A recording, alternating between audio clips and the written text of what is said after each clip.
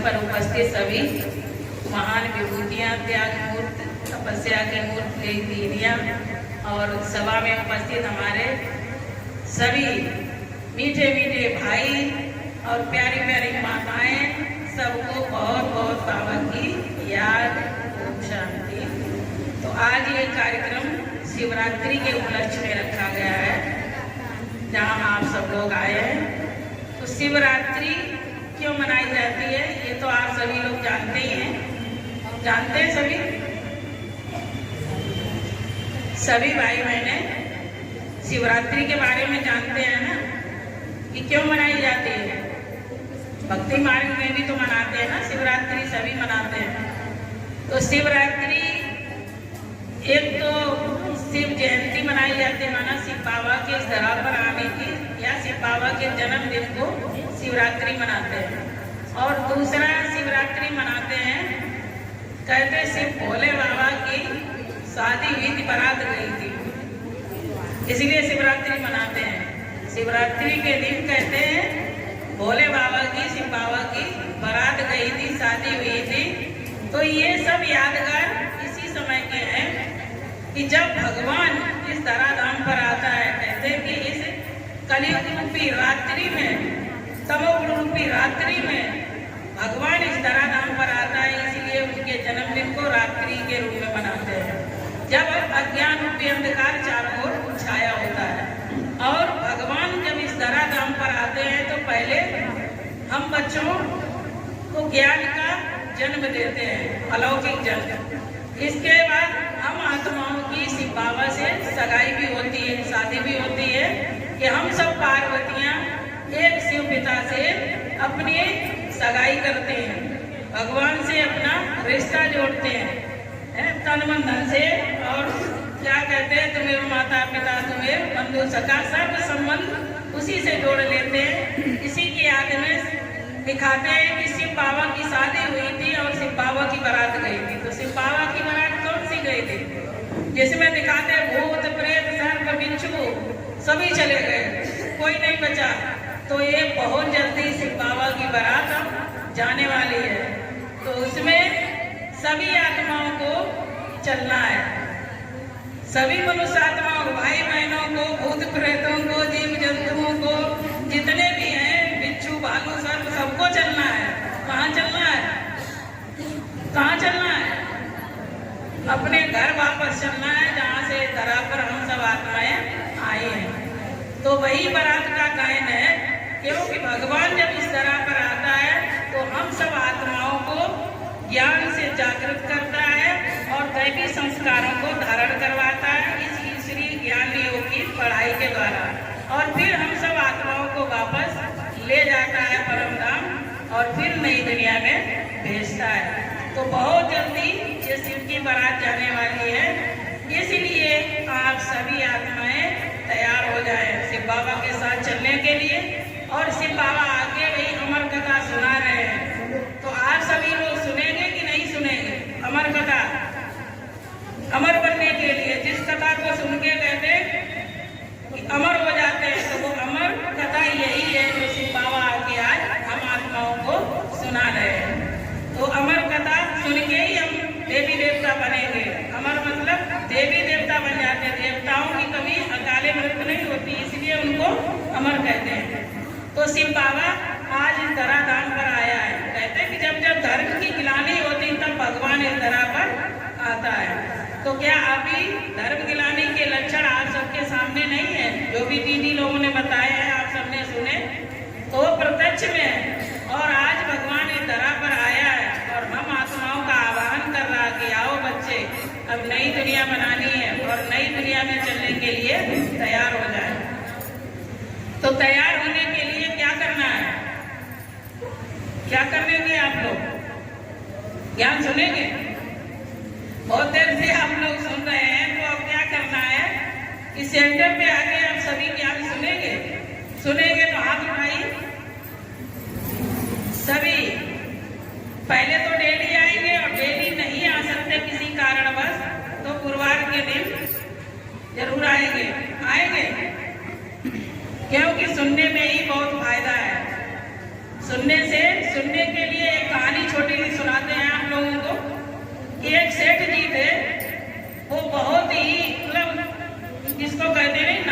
Type के थे जो कभी भी भगवान में श्रद्धा नहीं रखते थे, विश्वास नहीं रखते, न कभी भगवान की पूजा करते थे, न कभी किसी सत्संग में जाते थे। तो ऐसे वो वैसे भी भाई पीछे रहते हैं सत्संग सुनने के लिए या कथा भागवत में जाने के लिए या प्रवचन सुनने के लिए माताएं मैंने आगे रहती हैं। और यहाँ भी आप लोग देख रहे हैं माताओं में संख्या ज्यादा है और भाइयों की कम है, तो वो भी नहीं जाते थे। लेकिन उनकी जो पत्नी थी वो बहुत ही धार्मिक प्रवृत्ति की थी। कहीं भी सत्संग होता या कहीं भी कथा होती तो वो जरूर जाती सुनने के लिए।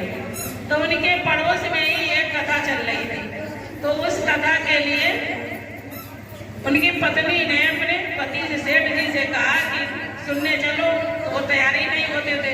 लेकिन एक दिन ऐसा पड़ा कि जिस दिन उनका जो भी व्यापार धंधा या दुकान थी वो बंद थी, तो घर में ही थे। तो उन्होंने कहा इतने पड़ोस में देखो कथा चल रही, सभी लोग सुनने जाते हैं, तो आप भी चलिए। कभी जाते ही नहीं, बहुत ज्यादा कहने पर सेठ जी कथा में गए। तो जैसे ही वो कथा में गए तो लोगों ने देखा कि ये तो कभी आते ही नहीं, यानी कैसे आश्चर्य हुआ ना लोगों की, आज कैसे आ गए इस कथा में। तो सबने कहा, बड़े सम्मान से बुलाया कि आइए, क्या बोला कि आइए और बैठिए, बैठ गए। और जैसे ही कथा शुरू हुई, क्योंकि उन्हें कथा में इंटरेस्ट ही नहीं था, तो वो धीरे से ऐसे दीवार से लग के और सो गए। कथा चलती रही, कथा चलते चलते पूरी भी हो गई, आरती भी हो गई, सब लोग चले। उसने धीरे से उनको जगाया, सेठ जी को कहा उठिए, जाइए। तो सेठ जी उठे, कहाँ थे, अरे सब लोग चले गए, खत्म हो गई कथा, पूरी हो गई, हाँ पूरी हो गई। वो चले गए घर पे अपने, और जब घर पे गए तो उनके सेठ जी की पत्नी ने पूछा कथा सुना है कि हाँ सुना है, कि क्या सुना। तो सेठ जी ने कुछ सुना ही नहीं, क्योंकि वो सोते ही रहे। तो उन्होंने जो बातें सुनी भाई उन्होंने बताया कि हमने 3 बातें सुनी केवल, कि आइए, बैठिए और जाइए, इसके अलावा कुछ नहीं सुना। तो उनकी पत्नी ने कहा ये घमंडी आदमी है, अगर हम इनको कुछ कह देंगे वो तो समझ गई कि ये सोते रहे तो नहीं कुछ सुना है, तो कुछ कह देंगे दोबारा जाएंगे भी नहीं। तो उनकी पत्नी ने कहा ठीक है, तो आप ये सुन के आए, यही आपके लिए मंत्र है, आज से आप यही मंत्र जपना। तो जो उनकी पत्नी थी वो तो शाम हो गई, सो गई, खा पी के सभी लोग। और सेठ जी तो कथा ही सो के आए, तो उन्हें नींद नहीं आए रात में। तो नींद नहीं आए, 11-12 बज गए, तो उन्होंने सोचा क्या करें, तो वही मंत्र जपने लगे। उन्होंने कहा कि पत्नी ने कहा ये मंत्र है, आइए बैठिए जाइए, तो वो मंत्र जपने लगे, आइए बैठिए जाइए। इधर वो मंत्र जपने लगे, उधर क्या हुआ कि चोर घुसा घर में। तो जैसे ही चोर घुसा वैसे ही उनका आइए, तो चोर ने सोचा कि इसने हमको देख लिया। फिर उन्होंने कहा बैठिए, तो चोर सोचा कि अरे इसने तो हमको पहचान लिया है, तब तो कह रहा आइए बैठिए। अब वो अंदर चोर घबराया अंदर से, उन्हें कहा अरे ये तो पहचान गया हमको। तो चोर ने हाथ जोड़ के कहा अरे रहने दीजिए सेठ जी, रहने दीजिए, आप तो सब जानते ही। उनका सेठ ने पूछा भी कि आप कौन है, अरे पूछिए ना, आप तो सब जानते ही। चोर ने सोचा कि ये तो कल हमको पहचान गया, पकड़ा देगा। उनका आइए बैठिए और जाइए, जब नहीं बैठे जाइए। जैसे उनका जाइए तो वो हाथ जोड़ के खड़ा हो गया। अरे सेठ जी, जो भी बेचारा और पैसे थे उसके पास जो भी था कहीं और से लेके आए थे, सोना चांदी लूट के, वो भी सेठ जी के आगे रख दिए और पैसे भी रख दिए। तो क्या हुआ, सुबह हुई और देके चला गया, तो सुबह हुई तो उनकी पत्नी आई। पत्नी ने कहा ये क्या सामान रखा है। तो सेठ जी ने कहा कि आपने जो मंत्र बताया था वो मंत्र तो एक ही दिन में सिद्ध हो गया, कि जैसे ही हमने मंत्र जपना शुरू किया, आइए बैठिए जाइए, तो वो मंत्र एक ही दिन में सिद्ध हो गया। देखो इतना धन माल सब दे के चले गए कि भगवान जी ने अपने भक्तगण भेजे, इतना माल दे के चले गए। तो पत्नी समझ गई। पत्नी ने क्या कहा सेठ जी से कि आप कथा में गए, सोते रहे और केवल झूठे 3 शब्द ले आए। कितने? 3 शब्द, आइए बैठिए जाइए। तो 3 शब्दों से आपका इतना भला हो गया। और अगर आप कहीं सच्ची कथा सुन लेते तो आपका कितना कल्याण हो कि आपके अंदर जो विकार रूपी चोर घुसे हैं, काम क्रोध मोह लोभ अहंकार, तो ये विकार रूपी चोर भी भाग जाते हैं। तो इसलिए सुनना बहुत जरूरी है कि आप लोग सुनते रहेंगे तो किसी न किसी दिन ये चोर भाग ही जाएंगे छोड़ के। कौन से चोर है? जो बुराई रूपी काम क्रोध मोह लोभ अहंकार रूपी चोर जो हमारे अंदर वास कर रहे हैं, ये छोड़ के चले जाएंगे। इसलिए आप लोग जरूर जाएं सेंटर सुनने के लिए। जितने भी भाई बहन यहाँ आए हैं बैठे हैं तो सुनना जरूर है, डेली क्लास में जाना जरूर और सुनते रहना, क्योंकि वैसे भी ये समय बहुत कम है। हम आप किसी से भी मिलते हैं तो क्या कहते हैं? समय नहीं है। क्या कहते हैं? समय नहीं है। तो समय हकीकत में नहीं है, क्योंकि अब दुनिया का अंत है, ये समय जा रहा है और ये समय, ये मौका बार बार नहीं आएगा, लौट के आएगा ऐसा समय। आप सभी लोग अभी प्रत्यक्ष में एक बार कोरोना के समय में देख भी चुके हैं।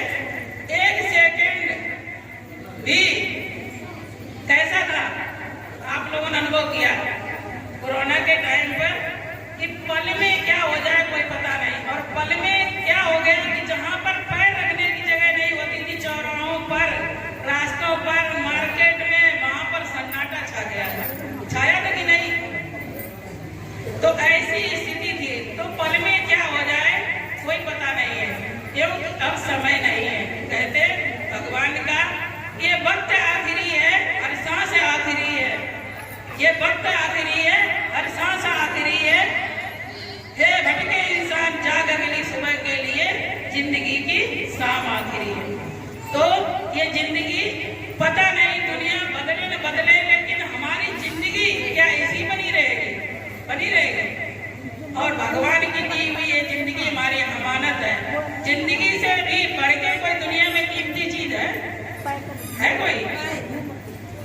जिंदगी से भी कीमती कोई चीज है? आप सभी लोग जानते हैं दुनिया में कोई भी आपकी चीज खो जाए या कोई लाइट फालतू जल रही हो, गैस फालतू जल रही है, आप लोगों को दिक्कत होती है। क्यों? तुरंत रोकते हैं, अरे ये लाइट बेकार जल रही, बिल पड़ेगा, अरे ये गैस बेकार जल रही है, क्योंकि वो कीमत से मिली है आपको। और जिंदगी अगर भगवान कहता है कि तुम्हें 5000 रुपए घंटे के हिसाब से दे रहा हूं, तो क्या करते? क्या करते आप लोग? बर्बाद करते? इस समय को बर्बाद करते, जिंदगी को बर्बाद करते।